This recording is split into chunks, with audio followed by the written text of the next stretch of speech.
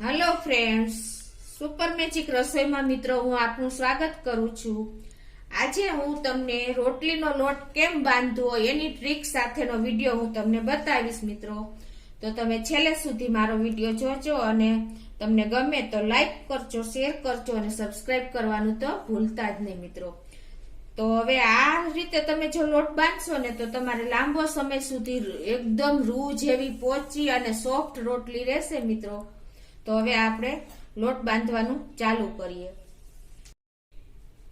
તો મિત્રો જો અત્યારે હું 1 વાટકી લોટ લઉં છું અને આ લોટ આપણે તેલનું મોણ નાખ્યા વગર બાંધશું ને તો પણ આપણી રોટલી લાંબો સમય સુધી એકદમ સોફ્ટ રહે છે। અને તમે આપણે જે લોટ બાંધી છીએ નોર્મલ પાણીએથી જ બાંધી છીએ મિત્રો। એટલે તમે જો ઠંડી હોય ને તો તમારે સહેજ ઉફાળું પાણી કરવાનું અને ગરમીમાં તમે સહેજ ઠંડુ પાણી લેશો ને નોર્મલ પાણી, ઠંડુ પાણી, તો તમારો લોટ લાંબો સમય સુધી કાળો નહીં પડે અને ફ્રીજમાં પણ લાંબો સમય સુધી બગડશે નહીં। એટલે તમે આ નાની નાની બાબતનું ધ્યાન રાખશો ને મિત્રો તો તમારે એકદમ સરસ લોટ તૈયાર થશે। તો હવે આપણે આ લોટ બાંધશું કોઈ પણ જાતના તેલનું મોણ નાખ્યા વગર। તમે જોઈ શકો છો આ રીતે જેમ જોઈ એમ પાણી એડ કરતા જાશું અને આપણે લોટ બાંધી લેશું મિત્રો।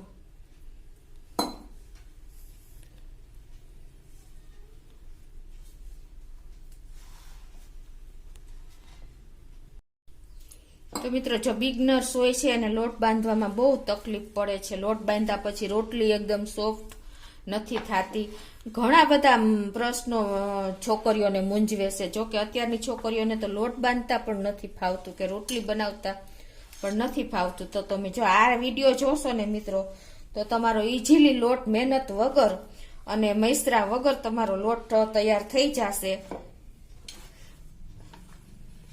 એટલે તમારે પેલા સરસ આવી રીતે લોટ બાંધી લેવાનો। જો આપણો લોટ બંધાઈ ગયો છે અને આપણે કોઈ મહેનત જ નથી કરી, ખાલી ભેગો જ કર્યો છે, તમે જોઈ શકો છો। આ રીતે લોટ બંધાઈ જાય ને મિત્રો એટલે પછી તમારે જો આવી રીતે સેજ આવી રીતે ખાડા કરી દેવાના આંગળીએથી સેજ આ રીતે। મેઇન આ ટ્રીક છે મિત્રો, આ રીતે સેજ ખાડા કરીને અને આપણે આમ સેજ પાણી, નોર્મલ પાણી છે આ, આવી રીતે સ્પ્રિંકલ કરી દેવાનું બરાબર। અને પછી એને આપણે આ ઢાંકી દેવાનો 5 મિનિટ।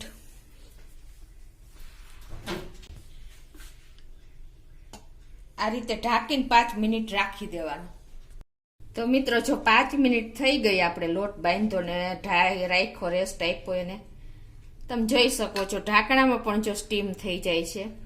હવે આને આપણે જે પાણીના સ્પ્રિંકલ કર્યું છે ને એને આપણે આ રીતે પાછો લોટ આવી રીતે પાણીના હિસાબે એકદમ સરસ લચક આવી જાય છે, લોચ થઈ જાય છે એકદમ સરસ આપણો લોટ। તમે જોઈ શકો છો બહુ મહેનત ન પડે। એટલે આ રીતે તમારે હવે એને સહેજ મસળી લેવાનો હળવા હાથે, તમારે મહેનત પડશે જ નહીં, એવી ઈઝીલી તમે આ મસળી શકશો। એકદમ જો લચક આવી ગઈ છે આપણા લોટમાં, પાણી સ્પ્રિંકલ કર્યું હતું ને એ મેઇન છે ટિપ્સ।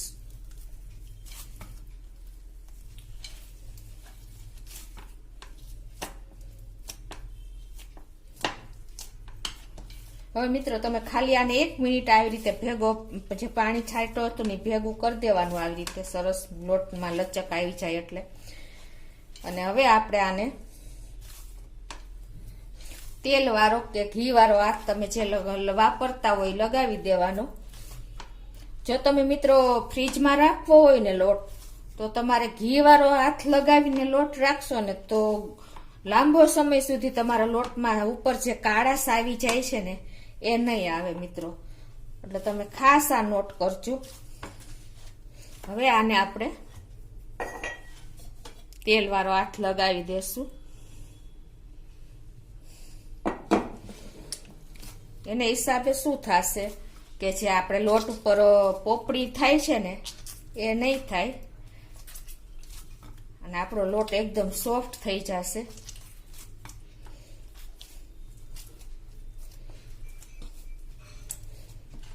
મિત્રો લોટ ઉપર જ આપણી રોટલીનો આધાર રહેલો છે, કેવી રોટલી બને તો મેઇન તો લોટ જ આપણે બાંધવાનું જ શીખવું પડે પહેલા. તો આ રીતે તેલવાળો હાથ કરીને આપણે આને પાછું 10 મિનિટ આપણે રેસ્ટ આપશું. જો આપણે રેસ્ટ આપ્યો ને એને 10 મિનિટ થઈ ગઈ છે તેલ લગાવ્યા પછી. હવે એને આપણે સહેજ મસળી લેશું. આ રીતે એકદમ આપણો લોટ જો સરસ તૈયાર થઈ ગયો છે મહેનત વગર. હવે મિત્રો આપણે ઘણી વખત શું થતું હોય છે, જો મારે કોઈ મહેનત જ ન પડી, ઈઝીલી આપણો લોટ એકદમ રેશમ જેવો થઈ ગયો છે. તમે આવી રીતે 1 થી 2 હાથ મારી દેશો ને મસરવામાં. હવે આપણે શું થતું હોય છે ઘણી વખત કે આપણે જો રોટલી બનાવીને તો આપણે રોટલી આવી રીતે વેલણમાં ને પાટલામાં ચીપક જતી હોય છે. આપણે લોટવાળું કરી તો પણ ચીપકી જાય છે. તો એના માટે તમારે શું કરવાનું મિત્રો, જો આ રીતે આપણે વણતા હોય છે ને ત્યારે આવી રીતે આપણા વેલણમાં રોટલી ચીપકી જાય છે, બરાબર.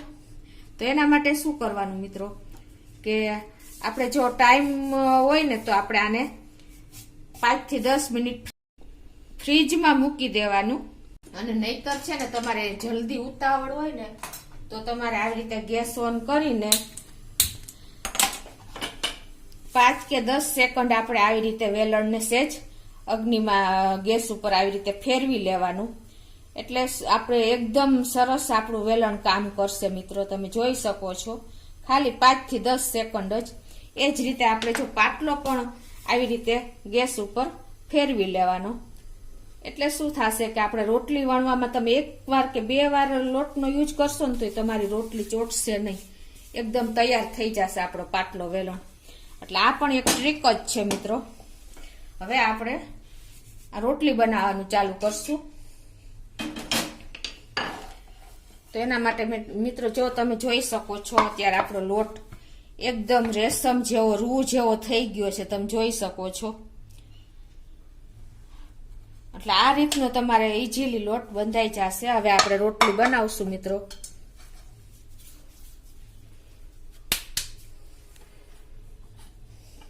આવી રીતે અટામણમાં જો આપણે 1 થી વાર થોડોક અટામણ જાજુ હોય ને તો મિત્રો આપણે રોટલી એકદમ કાળી થઈ જાય છે. એ તમે જો આ વેલણ પાટલો 5-10 મિનિટ ગેસ ઉપર શેકી લેશો ને તો નહીં થાય. હવે આ રીતે આપણે રોટલી વણી લેશું. જો મિત્રો રોટલી આપણે વણી લીધી છે. હવે એને આપણે આ રોટલી મિત્રો એટલી સોફ્ટ થશે અને ફૂલશે પણ સરસ. તમને હું બતાવું તો મિત્રો જો હવે આપણે હું તમને રોટલી પણ ફૂલતી બતાવું. તમે જોઈ શકો છો એકદમ આપણી રોટલીનો લોટ એટલો સરસ બંધાઈ ગયો છે ટ્રીક સાથે કે આપણી રોટલી પણ જો ફૂલીને બોલ જેવી થઈ છે મિત્રો.